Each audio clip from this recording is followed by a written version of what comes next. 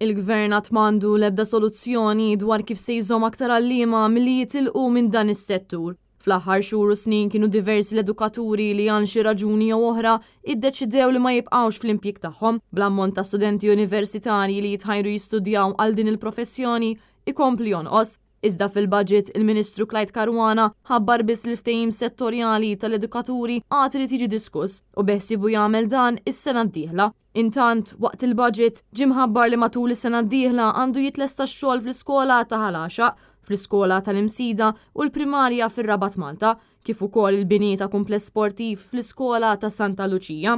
Iżda f'dan il-budget ma kien hemm l-ebda referenza għal bini tal-iskola primarja ġdida fil-Mosta li kienet imwiegħda fil-manifest elettorali ta' din is-sena. Min-naħa l-oħra xogħlijiet fuq l-iskola tal-Imsida ilhom għaddejjin mill-2017 u għal sena oħra il-Gvern wiegħed li din se titlesta fi żmien li ġej wara din l-iskola kellha tinbena darbtejn għaliex l-ewwel darba x-xogħol sar ħażin. Waqt il-budget issemma proġett pilota li għaddej bħalissa f'ċertu skejjel sabiex l-istudenti jkollhom lezzjoni tal-edukazzjoni fiżika kuljum.